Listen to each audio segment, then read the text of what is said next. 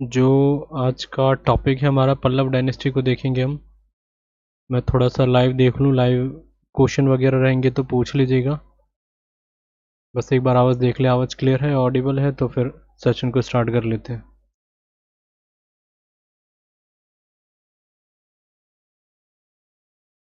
अगर class proper चल रही है और कोई दिक्कत नहीं आ रही है तो आप उसको, ठीक है, आवाज़ तो क्लियर है, पर एक बार दिख जाए स्क्रीन सही हो रहा है कि नहीं। ठीक है, तो कोई क्वेश्चन वगैरह रहेंगे तो रख लीजिएगा, लास्ट में इसको डिस्कस करेंगे। पर आज हम अपने पल्लव डायनेस्टी को बात कर लेते हैं, और जिसको पल्लव वंश कहा जाता है हिंदी में। दिव्यांश कह रहे हेलो हेलो। ठीक है, तो सेशन को स्टार्ट करते हैं आज के। पल्लव डायनेस्टी के बारे में अगर हम बात करें, रोहित चक्रवर्ती, देखिए जो भी सर CHSL देने गए थे, GK बहुत बढ़िया हुआ, बहुत कॉमन था, थैंक यू। क्या नाम है? रोहित चक्रवर्ती। आप जो भी आपके क्वेश्चन होंगे, आकाश सोनी सर एक क्वेश्चन है, जो भी क्वेश्चन है आप यहाँ पर रख दीजिएगा, इसको मैं लास्ट में डिस्कस करूँगा। तो कोई भी क्वेश्चन मैं छोड़ूंगा नहीं, आप रख दीजिए, अब मैं क्लास पे फोकस करता हूँ, लास्ट में हम इस पर बात करेंगे जो भी आपकी कोई क्वेश्चन है। तो कहाँ पर हम बात कर रहे थे?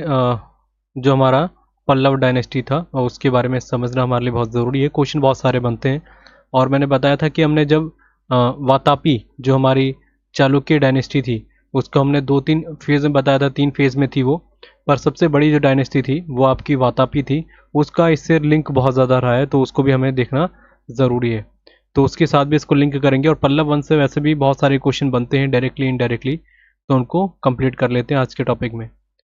ठीक है, एक बार मैं देख रहा हूँ कि क्वेश्चन क्या क्या है, चलिए लास्ट में देख लेंगे इन क्वेश्चंस को।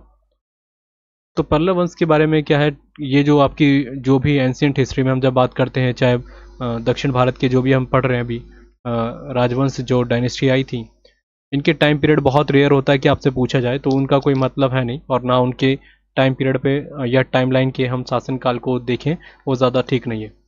तो मैं पहले सबसे पहली बात कहूँगा कि इसके बारे में याद ना रखें। कई लोग पूछते हैं कि क्या क्या टाइम पीरियड था, तो वो सब ज़रूरी है नहीं, बस हमारे लिए फैक्चुअल डाटा बहुत ज़रूरी है, जो देखते हैं।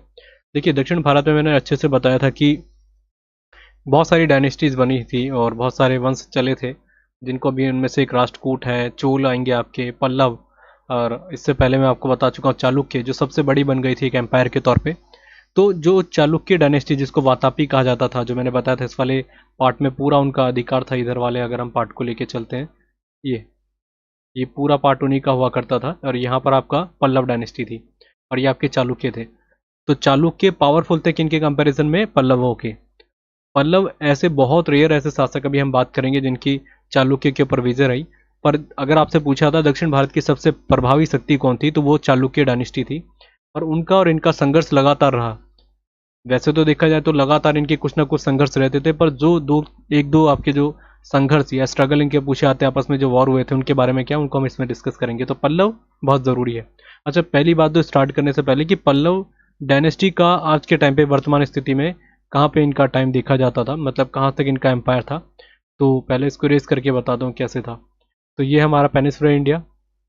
तो ये जो हमारा दक्षिण भारत में जो हमारा तमिलनाडु वाला इलाका है, जो प्रेजेंट टाइम में तमिलनाडु पड़ता है, वहीं पर आपको देखने को मिलता है।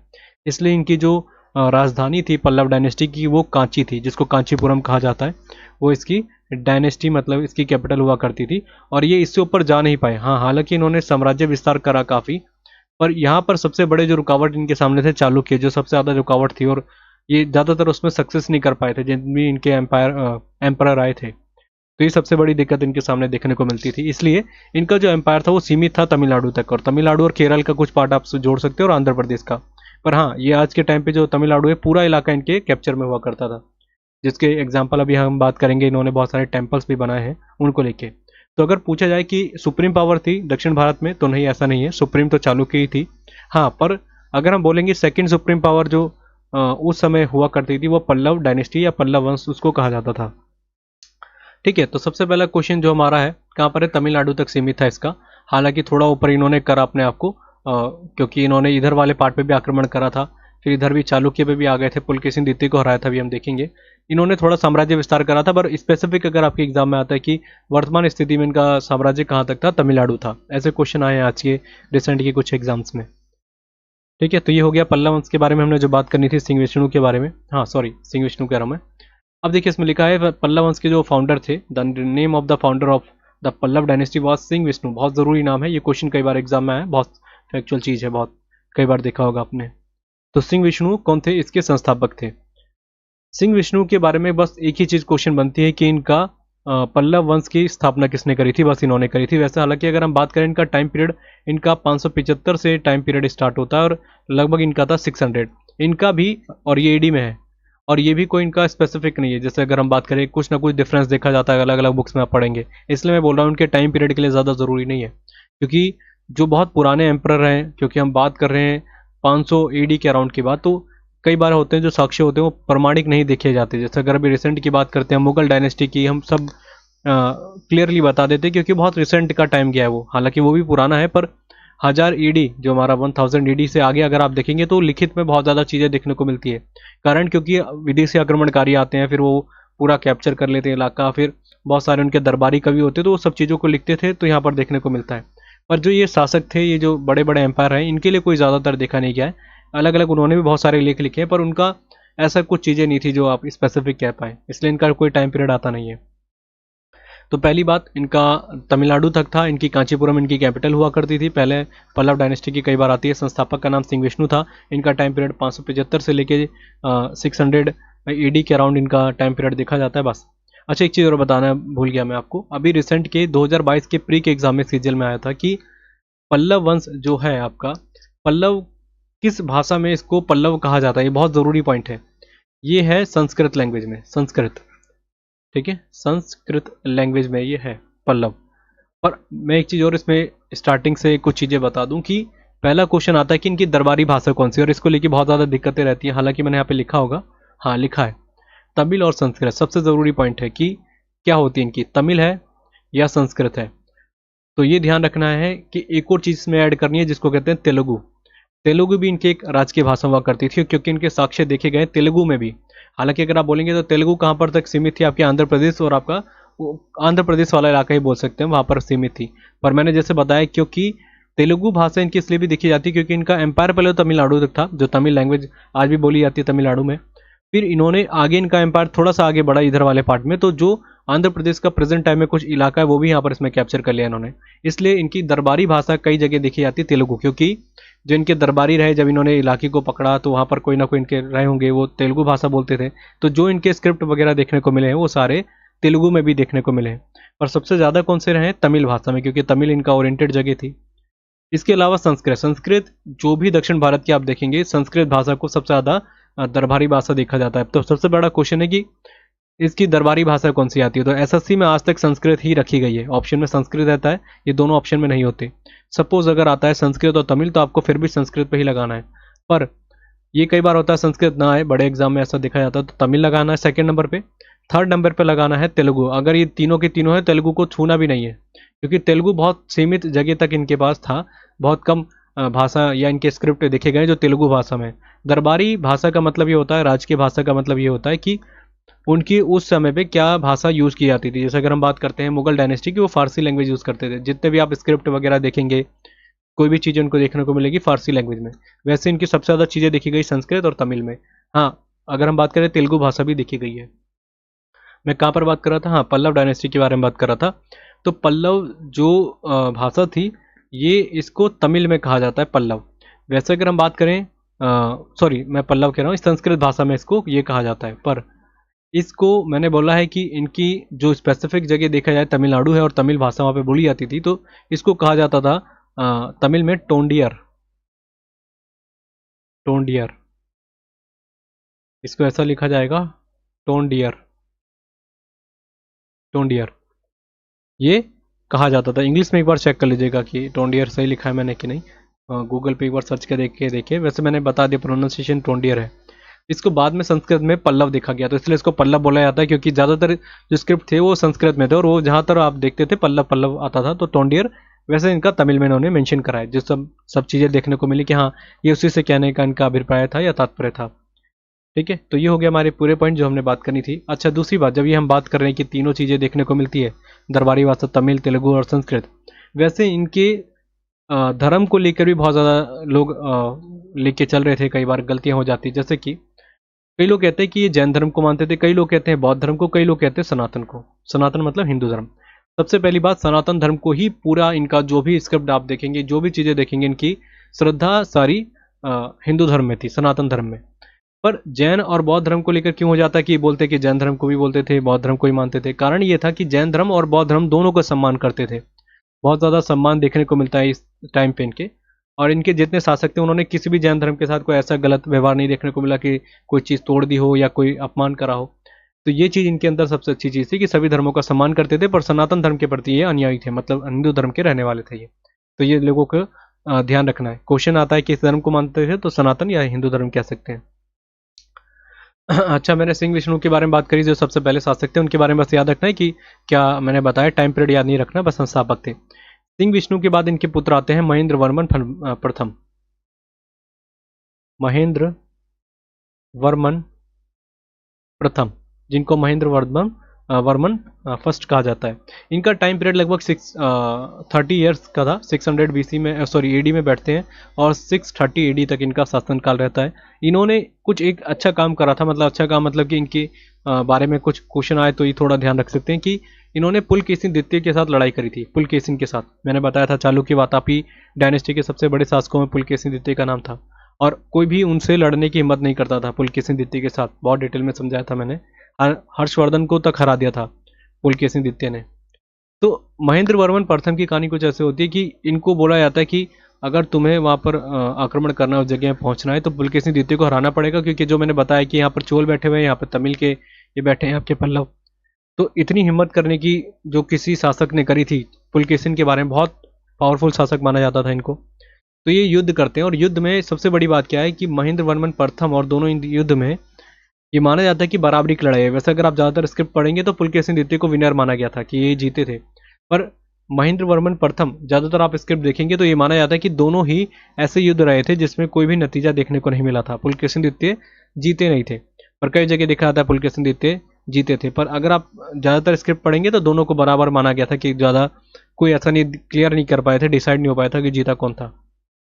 ठीक है, बस महेंद्र वर्मन प्रथम के बारे में मैंने बता दिया, जो इनके पुत्र थे। बाद ज़्यादा क्वेश्चन यहाँ से बनते नहीं है। अब इनके पुत्र आते हैं जिनका नाम था नरसिंह वर्मन प्रथम। नरसिंह वर्मन प्रथम, प्रथम मतलब क्या होता है? फर्स्ट, क्योंकि इनके नाम के आगे जब इनकी डायनेस्टी चलती है तो इनके जो शासक बेटे के तौर पे आते हैं, पोते होते हैं, तो उनका नाम उनके दादा के नाम पे रख दिया जाता था, तो इसलिए इनको प्रथम कहा गया। तो इनके पुत्र आते हैं नरसिंह वर्मन प्रथम, और इनका टाइम पीरियड एक अच्छा टाइम देखा जाता है। लगभग 38 साल इन्होंने अपना शासनकाल संभाला था। फिर बोलूंगा शासनकाल याद रखने की कोई ज़रूरत है नहीं, क्योंकि आज तक एग्जाम में आया नहीं है। इनके बारे में क्या है, नरसिंह वर्मन प्रथम ने एक टाइटल लिया था जिसको कहते हैं मम्मल। मामल,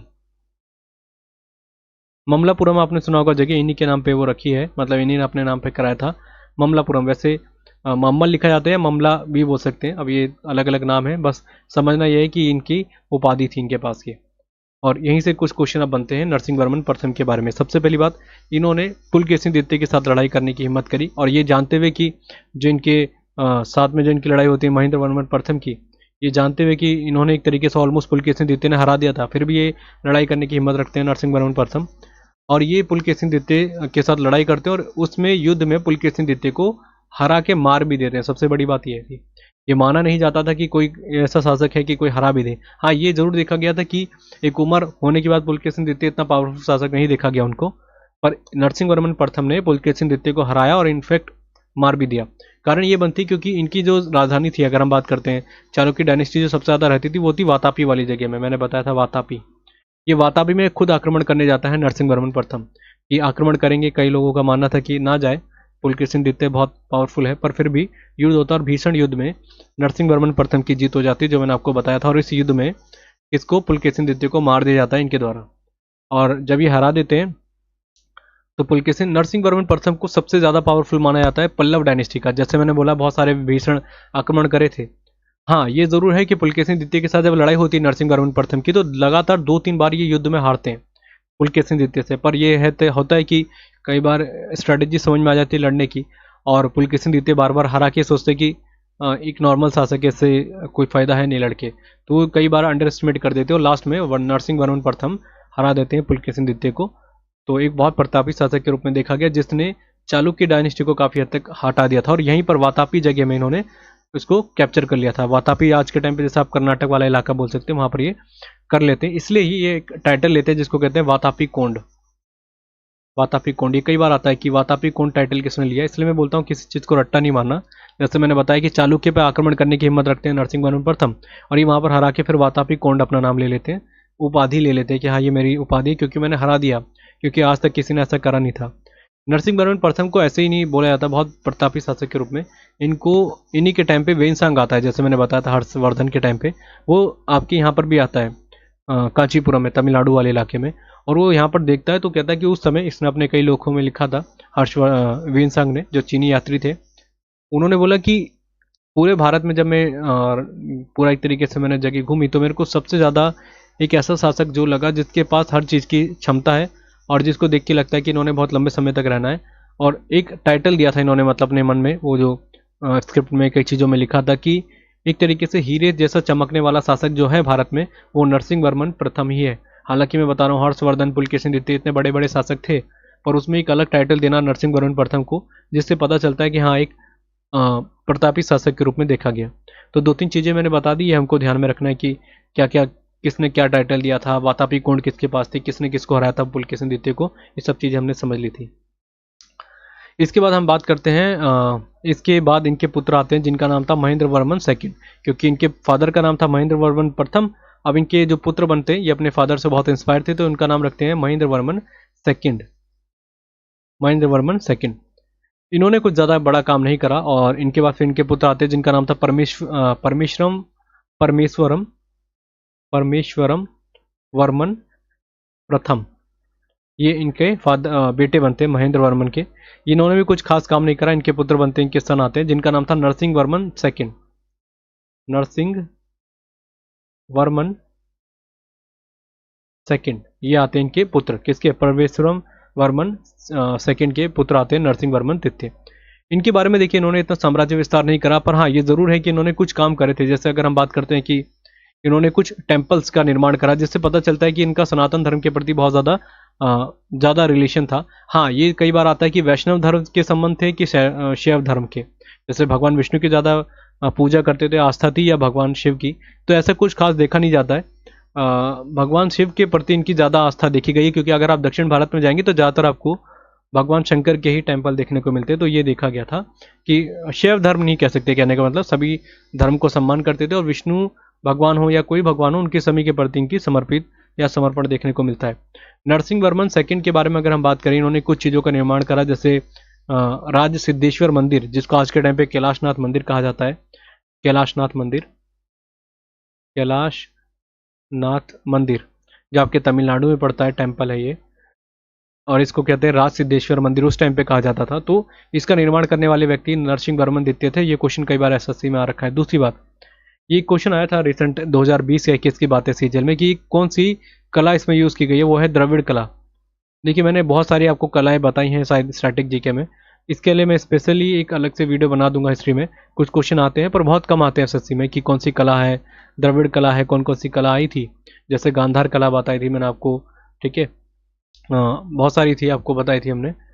तो उन कलाओं से रिलेटेड आता है कि ये मंदिर कौन सी कला से बना है, तो वो बहुत रेयर केसेस होते हैं, पर फिर भी हम इसको अलग से डिस्कस करेंगे। ये तभी दिमाग में आ गया मुझे, एसएससी सीजल में आया था इसलिए।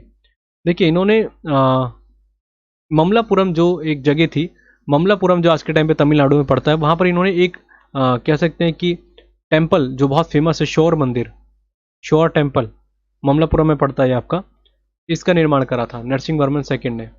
ठीक है, दूसरी बात, इन्होंने एक और चीज़ का निर्माण करा था जिसको कहते हैं एरातेश्वर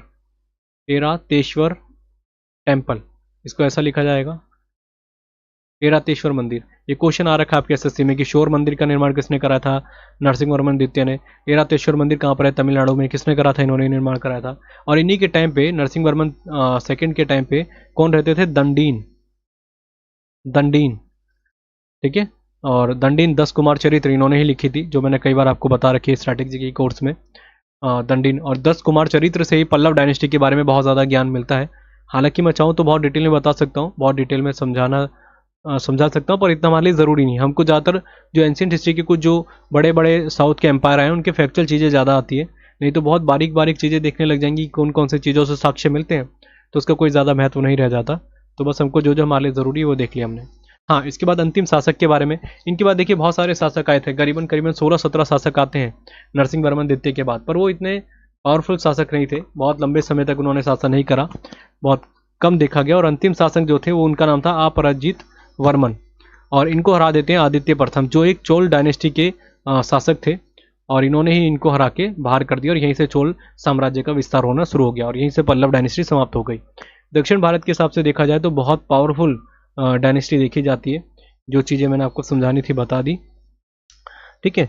तो जो हमने बात करी थी, अच्छा एक चीज़ और ज़रूरी है कि अगर आपसे पूछा जाता है, जैसे मैंने बोला है कि महाबलीपुरम एक जगह आपने सुनी होगी, तमिलनाडु में पड़ती है, और वहाँ के टेम्पल बहुत फेमस है जो तमिलनाडु में है। इसका निर्माण किसने कराया था वहाँ के टेम्पल का? तो नरसिंह वर्मन प्रथम ने कराया था। दोनों में अंतर ध्यान रखना है, नरसिंह वर्मन प्रथम ने, ठीक है। नरसिंह वर्मन द्वितीय ने कराया था कैलाशनाथ मंदिर, ममलापुरम में जो आपके शोर टेम्पल है, वो आपके रतेश्वर टेम्पल, ये इसने निर्माण कराए थे इन्होंने, और ये कराए थे नरसिंह वर्मन द्वितीय ने। तो ये चीज़ें मेरे हिसाब से क्लियर हो गई होगी जो जो हमने बात करी थी। पुलकेशिन द्वितीय को भी हरा दिया था, वातापी कोंड की इन्होंने टाइटल लिया था, और नरसिंह वर्मन द्वितीय के बारे में बता दिया। और एक चीज़ छूट रही है शायद मेरे हिसाब से, नहीं, ये टेम्पल भी हो गया, दंडिन के बारे में हमने बात कर ली। और ये ज़रूर याद रखिएगा कि 10 कुमार चरित्र जो बुक है, ये पूछा जाता है किसके द्वारा लिखी गई है, ये आपके दंडी के द्वारा लिखी गई है, जो इनके दरबारी कवि हुआ करते थे।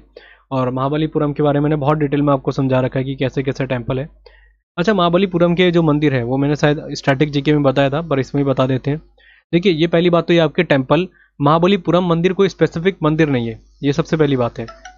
एक मिनट, महाबलीपुरम मंदिर स्पेसिफिक कोई मंदिर है नहीं कि हम बोले कि एक स्पेशल मंदिर है, बहुत बड़ा इलाका है, वहाँ पर बहुत सारे टेम्पल आपको देखने को मिलेंगे, बहुत सारे टेम्पल, ग्रुप है टेम्पलों का ये कह सकते हैं।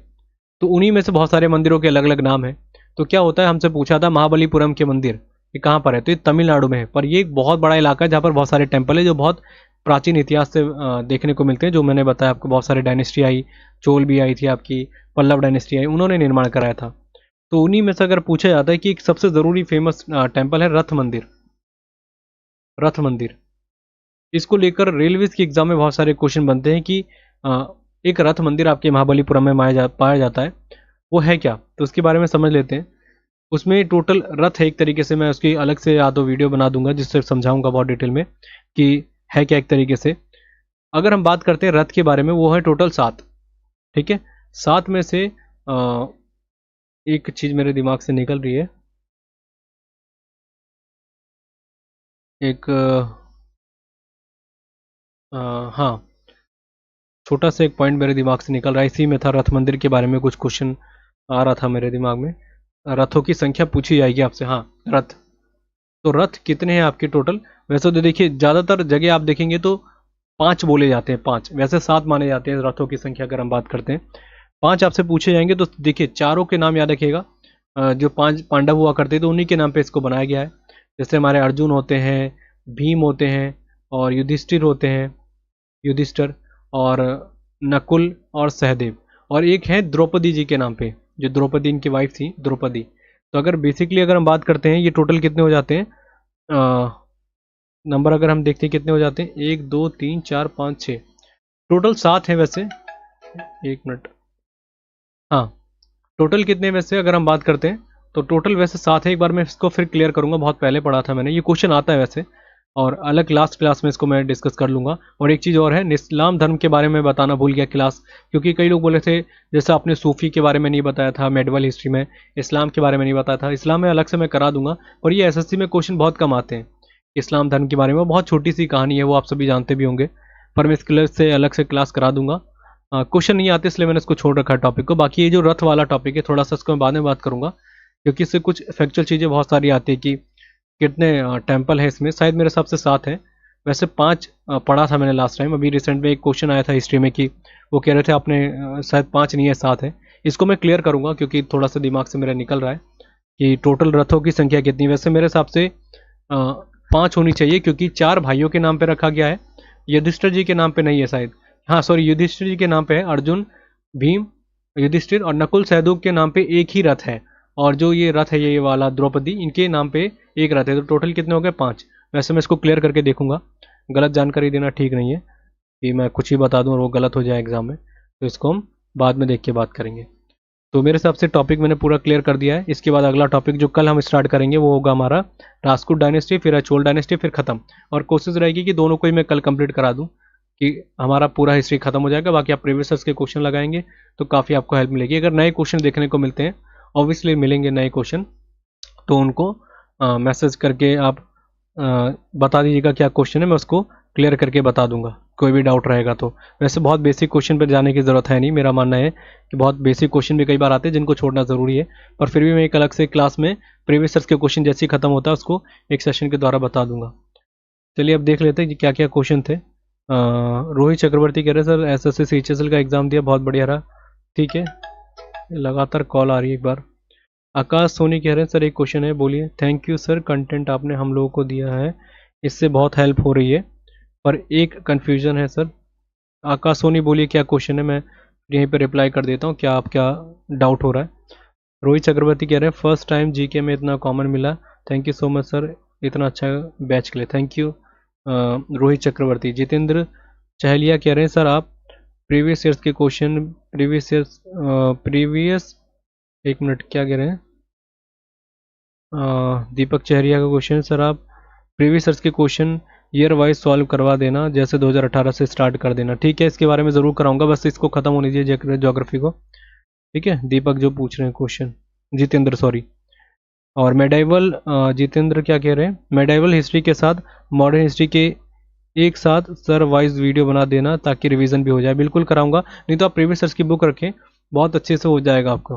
प्रीवियस ईयर्स बुक रखिए, मेरे पे डिपेंड ना रहे, क्योंकि अब प्रीवियस ईयर से आपको करना है, सारा चीज़ मैंने स्टोरी के साथ करा दी है। हाँ, कुछ नए क्वेश्चन देखेंगे तो ज़रूर यहाँ पे कराऊंगा। Pooja Chaudhary good evening, good evening.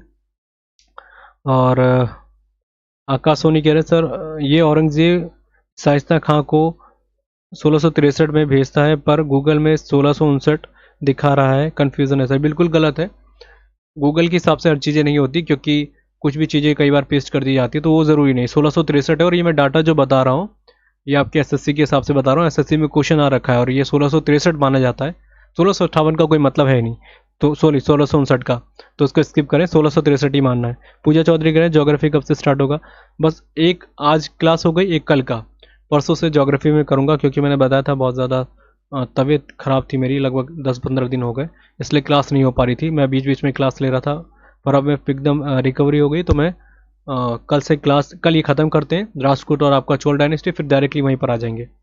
अमर मंडल कह रहे सर एमटीएस क्लास इंग्लिश क्या कैसे करूं। अमर मंडल इंग्लिश के लिए मैं अलग से इसी में कोशिश करूंगा स्ट्रेटेजी, नहीं तो यूट्यूब पे करा दूंगा मैं इंग्लिश के लिए। परवीन सिंह नेगी कह रहे हैं सर सातवाहन डायनेस्टी, हाँ सातवाहन डायनेस्टी शायद मैंने बता दिया, आप देखिएगा उसमें कराया मैंने, एंशियंट हिस्ट्री का पार्ट है, कराया मैंने इसी में। नहीं है तो ज़रूर बता दें, डाउट सेशन में डाल दीजिएगा। काफ़ी दिन से मैंने लगभग 1-1.5 हफ्ता हो गया मैंने डाउट सेशन भी नहीं देखे, कारण ये क्योंकि मैं देख ही नहीं पाया, इतनी तबीयत ठीक नहीं थी मेरी, क्लासेस बिल्कुल नहीं थी। तो जैसे ही मैं अब रिकवरी हो गई, अब मैं डायरेक्टली सारा कंप्लीट करके, अब 1-2 दिन के क्लास और बची है, ये एक कल की ख़त्म कर देंगे, फिर ज्योग्राफी ख़त्म करके फिर सब चीज़ें करेंगे। चाहता तो मैं साइंस का बैच भी स्टार्ट कर देता, पर क्या मतलब है, क्योंकि जब तक कोई चीज़ खत्म नहीं होती उसको नहीं छोड़ सकते, तो ज्योग्राफी को खत्म करेंगे और साइंस कराएंगे। आकाश सोनी थैंक यू, वेलकम। ठीक है, तो सेशन को एंड कर देते हैं, बाकी कोई डाउट होंगे तो डाउट सेशन में डाल दीजिएगा, मैं इसको कराने की कोशिश करूँगा। तो आज के लेक्चर के लिए